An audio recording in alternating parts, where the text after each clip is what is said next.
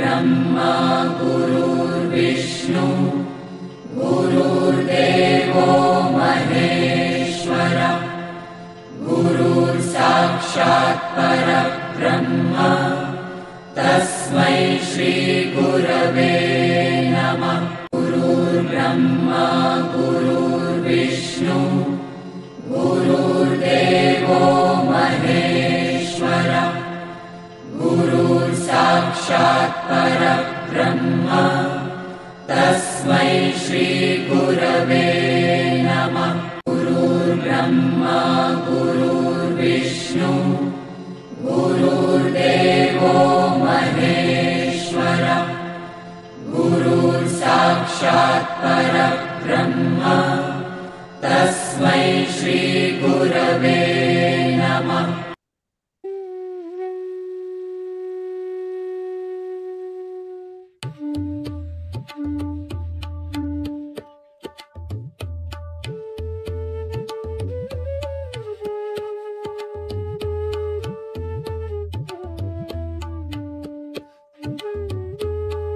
भगवद्गीता ज्ञानेश्वरीच्या आधारे सुरू असलेल्या ह्या प्रवचन मालिकेचे शीर्षक अध्यात्म यात्रा असे आहे। अध्यात्म यात्रेचे आजचे हे 178वे प्रवचन पुष्प आहे। ह्या अध्यात्म यात्रेत सहभागी झालेले माझे सर्व सहप्रवासी साधक बंधू भगिनी आपल्या प्रत्येकाच्या हृदयात सदैव उपस्थित व उपलब्ध असणाऱ्या भगवंतास गुरु तत्वास साष्टांग नमस्कार। ही प्रवचन मालिका भगवान श्रीकृष्ण, प्रभू श्री राम, संत ज्ञानेश्वर माऊली व सद्गुरु श्री ब्रह्मचैतन्य गोंदवलेकर महाराजांच्या कृपेने, इच्छेने, आधाराने, आशीर्वादाने व फक्त त्या सर्वांच्याच कर्तृत्वाने सुरू आहे। आपण भगवद्गीता ज्ञानेश्वरीचा शेवटचा अध्याय 18वा अध्याय मोक्ष संन्यास योग याचे अध्ययन रूपी श्रवण करत आहोत।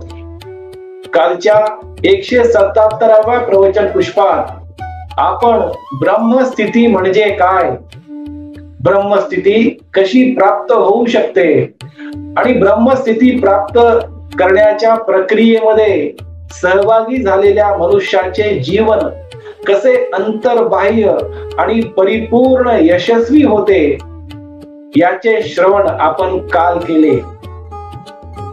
आजच्या 178व्या प्रवचन पुष्पात मनुष्याला कर्म का करावेच लागते, मनुष्य कर्मापासून का दूर राहू शकत नाही, कर्मापासून लपून का बसू शकत नाही, कर्मापासून मनुष्य का पळून जाऊ शकत नाही आणि त्यामुळे मनुष्याला कर्म हे का करावेच लागते, तर ते कर्म त्याने कसे करावे याचे श्रवण आजच्या या प्रवचन पुष्पातून आपण करणार आहेत।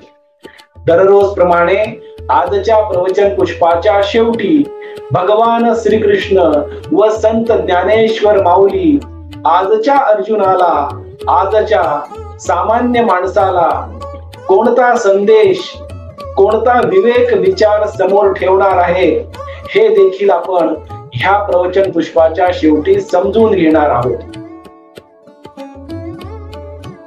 कुरुक्षेत्राच्या अतिपवित्र व अमर युद्ध भूमीवर गुरु श्रीकृष्ण व शिष्य अर्जुनाचा सुख संवाद, मधुर संवाद, अमर संवाद, अति पवित्र संवाद सुरू आहे। गुरु श्रीकृष्ण शिष्य अर्जुनाला विविध विषयावर मार्गदर्शन करून त्याने त्याचे कर्म सर्वोत्तम प्रकारे करावे यासाठी प्रोत्साहित करत आहेत। शिष्य अर्जुन देखील आपल्या गुरूंच्या मार्गदर्शनाचे मनोभावे श्रवण करून हळूहळू टप्प्याटप्प्याने क्रमाक्रमाने आत्मज्ञानाच्या मंदिराची एक एक पायरी चढत चढत स्थिर, शांत, प्रसन्न व उत्तुंग आत्मविश्वासाने भरलेला आहे हे स्पष्ट जाणवत आहे।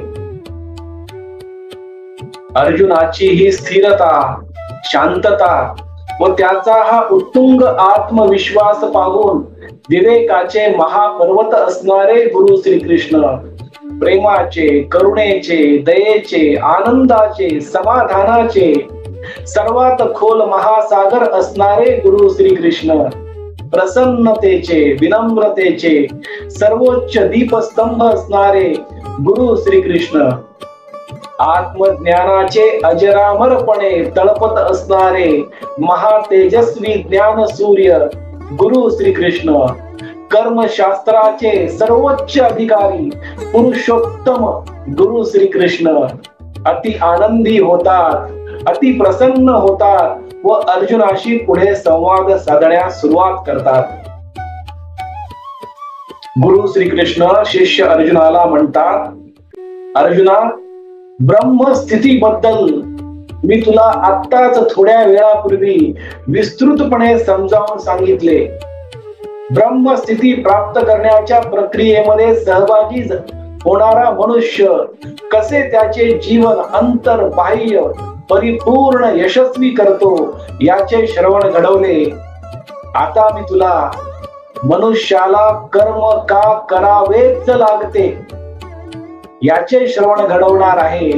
ते देखील तू नेहमीप्रमाणे स्थिर व शांत चित्ताने समजून घे.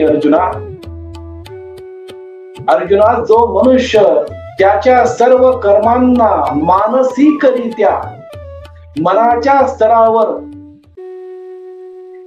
समर्पित करतो, त्याचे सर्व कर्म मानसिक स्तरावर मला अर्पण करतो, जो मनुष्य समभावाच्या स्थितीत समत्व बुद्धीने त्याचे कर्म करतो, तो मनुष्य योगाचा आश्रय घेतलेला आहे असे तू जाण. अर्जुना, जो मनुष्य अशा प्रकारे समर्पित होतो, जो मनुष्य त्याचे मन सतत माझ्यावर केंद्रित करतो, तो मनुष्य कर्मयोगी आहे असे तू नक्की जाण. अर्जुना, कारण हा मनुष्य कर्म करताना मन माझ्यावर केंद्रित करतोय आणि त्याच्या बुद्धीचा, क्षमतेचा सर्वोच्च स्तरावर जाऊन त्याचा उपयोग करतोय. असा हा मनुष्य सतत माझ्यामध्येच तल्लीन झालेला आहे. हा मनुष्य जो त्याचे कर्म करत आहे, कर्म करताना कर्म फक्त सर्वोत्तम प्रकारे कसे होईल याचाच विचार करत आहे. त्याचे शरीर, मन, बुद्धी, चित्त, अंतःकरण सर्व काही त्याने मानसिक स्तरावर मला समर्पित केलेले आहे. अशा मनुष्याच्या कर्मामध्ये जर कधीही कोणत्याही परिस्थितीमध्ये अडथळा आला तर तो अडथळा दूर करण्याचे कर्तव्य माझे आहे. अर्जुना,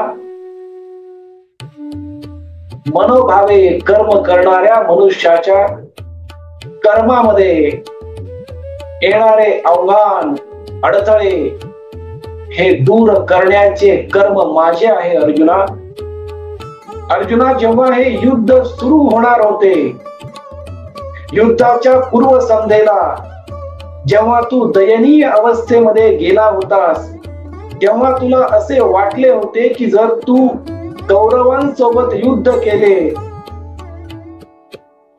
तर तुला पाप लागेल. पापाचा विचार तुझ्या मनामध्ये आला होता. पण अर्जुना, तू तुझे कर्म हे विहित कर्म स्वधर्म समजून केलेस, तर हे कर्म करताना येणारे सर्व अडथळे, आव्हाने याचा विचार करण्याची तुला आवश्यकता नाही. कारण येणारे सर्व अडथळे याच्यातून मुक्त करण्याचे कर्तव्य माझे आहे. अर्जुना, त्यामुळे अडथळ्यांची काळजी करू नकोस. ब्रह्मस्थिती प्राप्त झालेल्या मनुष्याप्रमाणे, आत्मज्ञान प्राप्त झालेल्या मनुष्याप्रमाणे तू तुझे कर्म कर, तुझे मन मला समर्पित कर.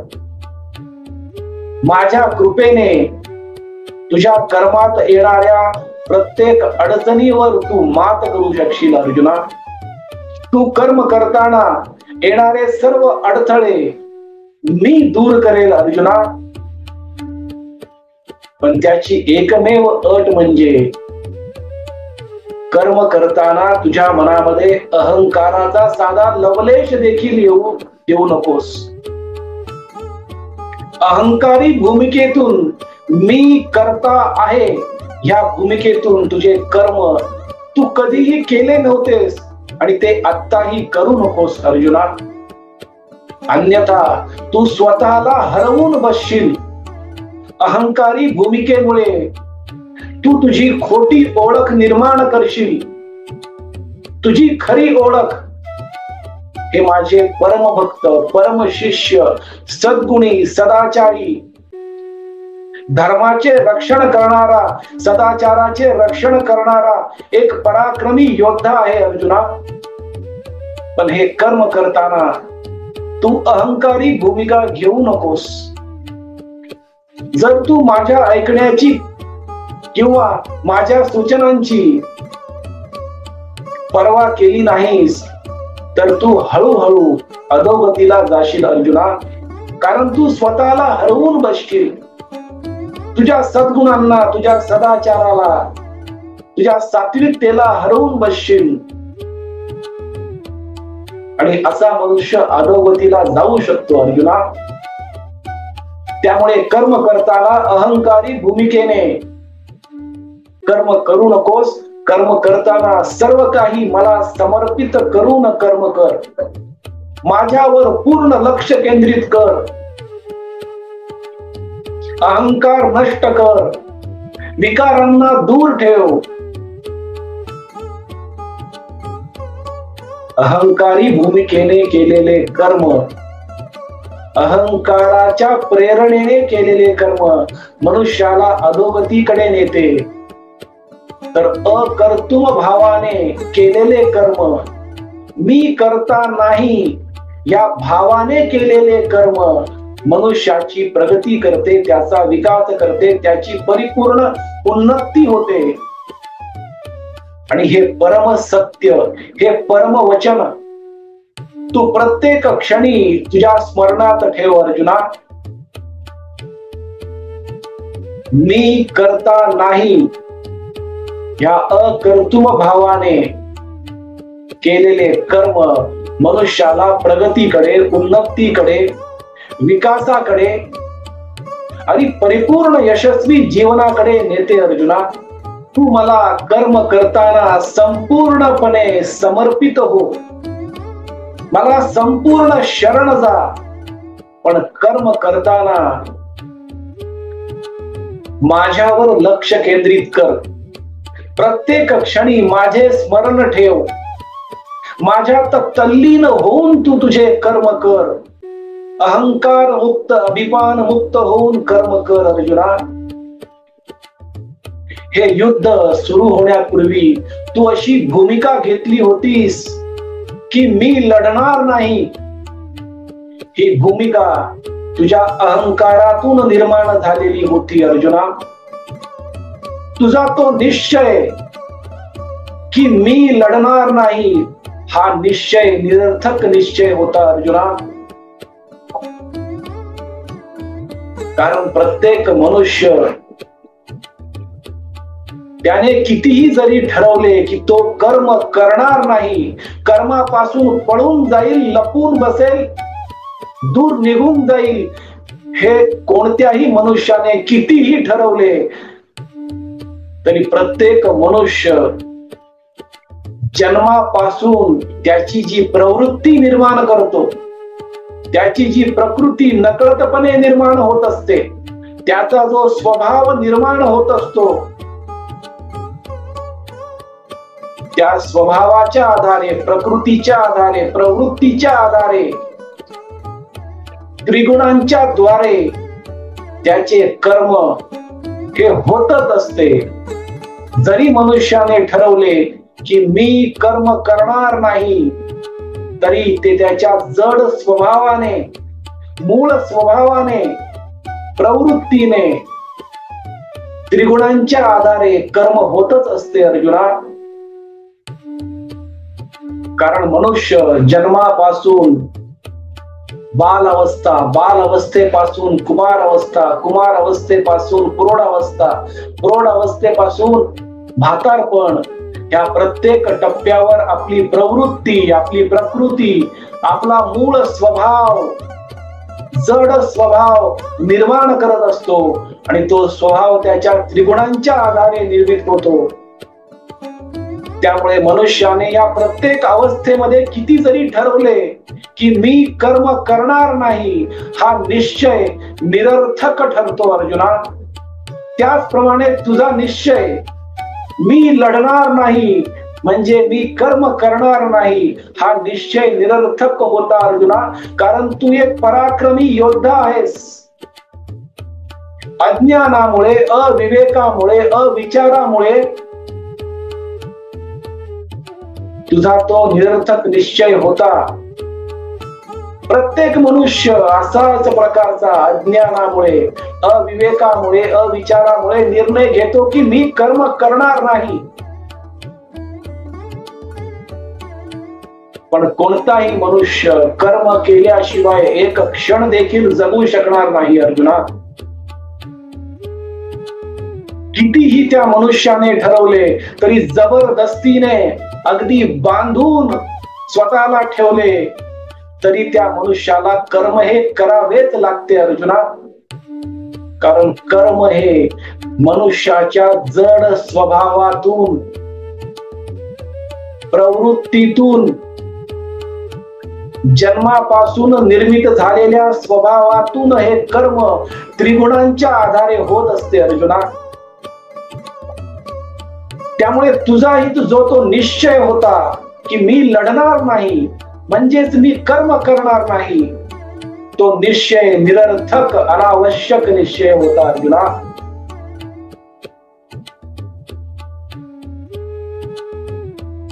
तो निर्णय अहंकारातून, मी कर्माचा करता आहे या अहंकारातून निर्माण झालेला निश्चय होता अर्जुना.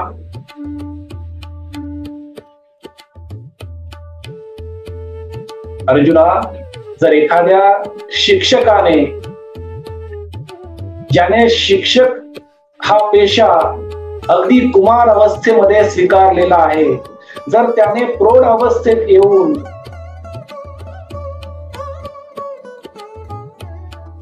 ज्ञान प्रदान करण्याचे कर्म म्हणजे शिक्षक,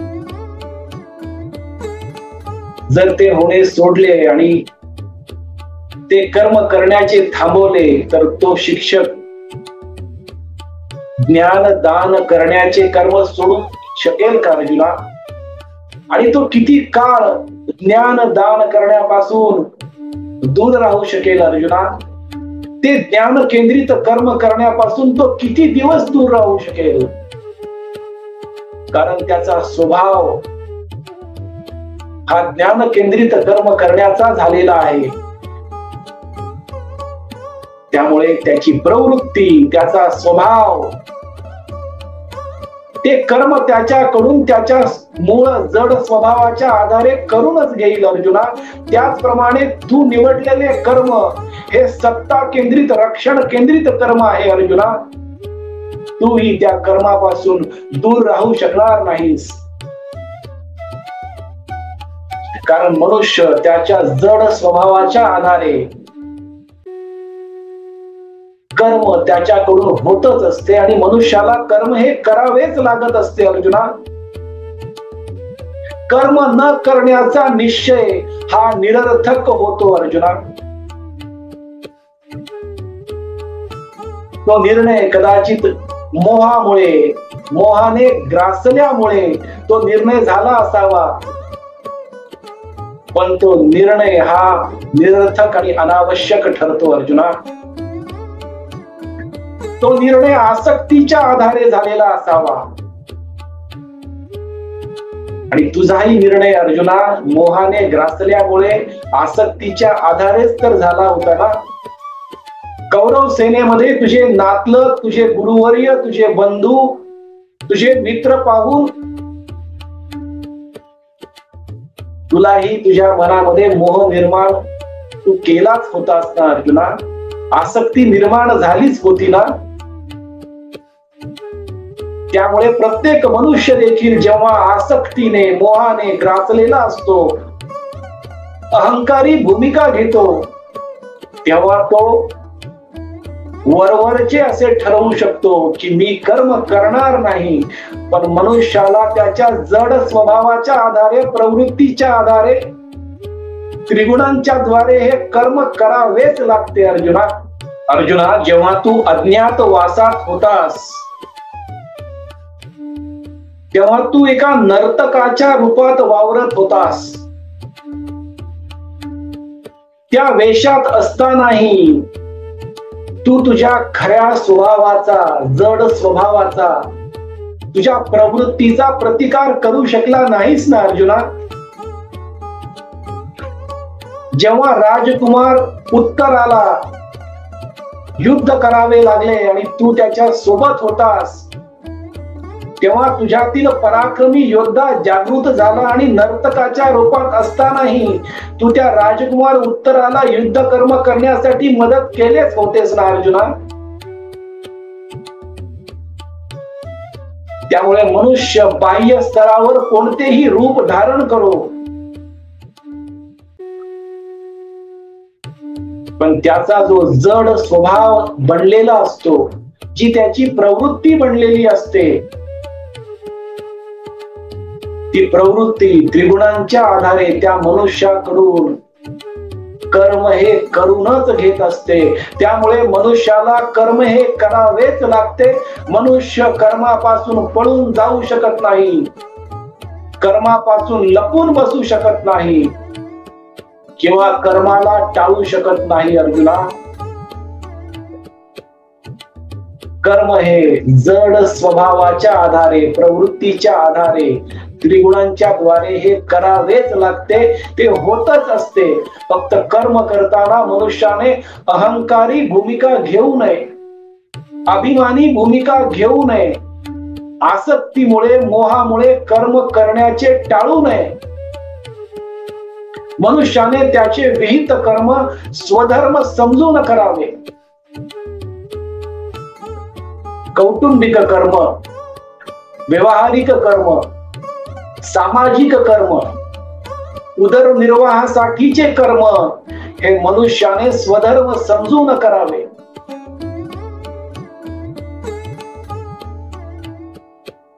अर्जुना, तू देखील तुझे युद्ध कर्म, तुझा स्वधर्म समजूनच आजपर्यंत करत आलेला आहेस अर्जुना. या कुरुक्षेत्राच्या रणांगणावर काही क्षणासाठी तुझ्या मनामध्ये अहंकारी भूमिका तू निर्माण केली होतीस. तुझ्या मनामध्ये अभिमान जागृत झाला होता. तुझ्या मनामध्ये मी कर्ता आहे ही कर्तृत्वाची भावना निर्माण झाली होती. तू काही क्षणासाठी मोहाने, आसक्तीने ग्रासला गेला होतास. पण तुझे वर्तन, तुझा आचार, तुझे विचार, तुझे उच्चार असे कधीच नव्हते अर्जुना. या कुरुक्षेत्राच्या रणांगणावर तू काही क्षणासाठी तुझा भावनिक असमतोल झाला होता. मोहामुळे, आसक्तीमुळे, अहंकारामुळे, अभिमानामुळे तुझे मानसिक धैर्य ढळले होते अर्जुना. कारण तुझे लक्ष मोहावर केंद्रित झाले होते. तू नेहमी कर्म करताना माझ्यावर लक्ष केंद्रित करतोस. तुझे कर्म नेहमीच तू मला समर्पित करत आलेला आहेस. पण अहंकार, अभिमान, मोह आणि आसक्तीमुळे तू दयनीय अवस्था स्वतःची करून घेतली होतीस. तू दुःखात, नैराश्यात, अशांततेत, असमाधानात काही क्षणासाठी बुडाला होतास अर्जुना. पण त्यातून तू आता पूर्णपणे बाहेर पडलेला दिसत आहेस.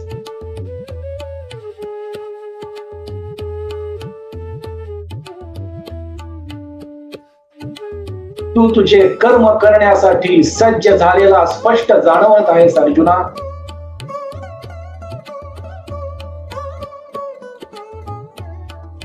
तू नेहमीप्रमाणे तुझे कर्म सर्वोत्तम प्रकारे कर. तू नेहमीप्रमाणे तुझे कर्म मला समर्पित कर. तू नेहमीप्रमाणे तुझे कर्म करताना माझ्यावर लक्ष केंद्रित कर.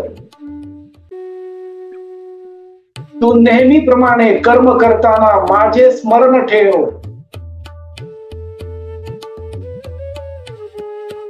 तू नेहमीप्रमाणे कर्म करताना माझ्यात तल्लीन होऊन कर्म कर अर्जुना.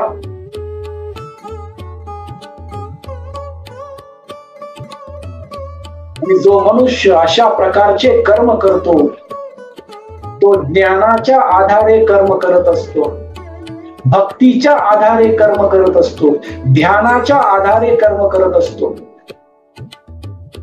ज्ञान, भक्ती, ध्यान याच्या आधारे कर्म करणारा मनुष्य त्याचे जीवन अंतर्बाह्य परिपूर्ण यशस्वी करतो.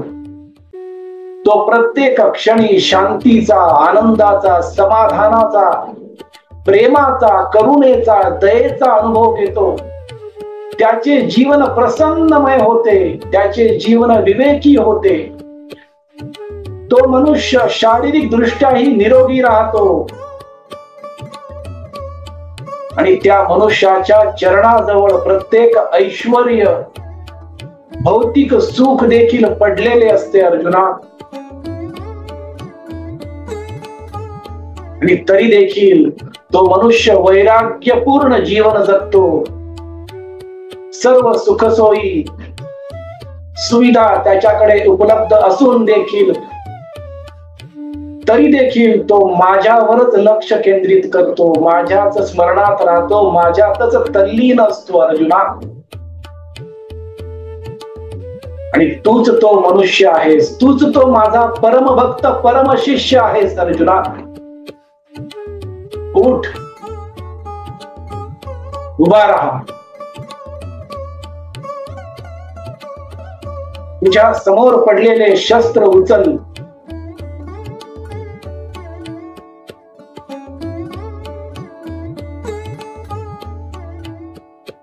आणि तुझे कर्म करण्यासाठी जो तुझा स्वधर्म आहे ते करण्यासाठी सज्ज हो अर्जुना.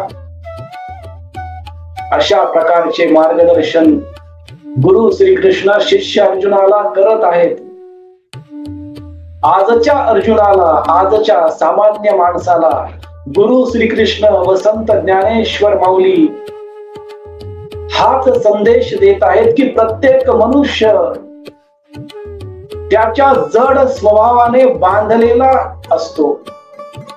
प्रत्येक मनुष्य त्याच्या जन्मापासून बालावस्थेमध्ये, बालावस्थेपासून कुमार अवस्थेमध्ये, कुमार अवस्थेपासून प्रौढ अवस्थेमध्ये आणि प्रौढ अवस्थेपासून म्हातारपणापर्यंत जी प्रवृत्ती नकळतपणे निर्माण होते, अप्रत्यक्षपणे जो स्वभाव निर्माण होतो तो त्रिगुणांच्या आधारे होतो. त्यामुळे मनुष्य स्वतःच्या जड स्वभावाने, प्रवृत्तीने बांधलेला असतो आणि त्या जड स्वभावाच्या आधारेच मनुष्य सदैव कर्म करतच असतो. त्याला कर्म करावेच लागते. कर्मापासून मनुष्य पळून जाऊ शकत नाही, लपून बसू शकत नाही, कर्माला टाळू शकत नाही. पण जो मनुष्य स्वतःच्या जड स्वभावामध्ये, प्रवृत्तीमध्ये ज्ञानाच्या आधारे योग्य तो बदल करून घेतो, योग्य मार्गावर जीवन जगत जगत कर्म करतो, तो मनुष्य अंतर्बाह्य आणि परिपूर्ण यशस्वी होऊ शकतो. हीच हमी, हाच संदेश, हाच आत्मविश्वास, हाच विवेक विचार गुरु श्रीकृष्ण व संत ज्ञानेश्वर माऊली आजच्या अर्जुनाला देत आहेत. आपण भगवद्गीता ज्ञानेश्वरीचा शेवटचा 18वा अध्याय मोक्ष संन्यास योग याचे अध्ययन रूपी श्रवण करत आहोत. उद्याच्या 179व्या प्रवचन पुष्पात आपण उर्वरित 1 ते 2 विषय समजून घेणार आहोत.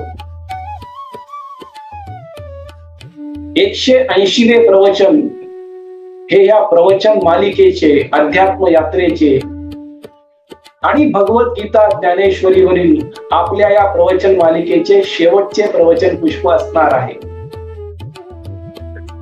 आपण सर्वांनी आज परत एकदा वाणी सेवा करण्याची संधी व सौभाग्य दिले, त्याबद्दल आपला आजन्म ऋणी व कृतज्ञ राहीन.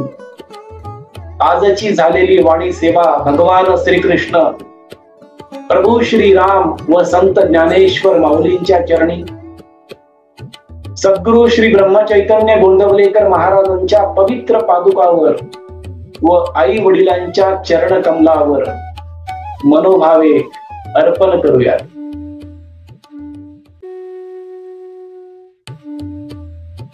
हरे राम राम राम हरे हरे, हरे कृष्ण कृष्ण कृष्ण हरे हरे, हरे राम राम राम हरे हरे, हरे कृष्ण कृष्ण कृष्ण हरे हरे. सद्गुरुनाथ महाराज की जय.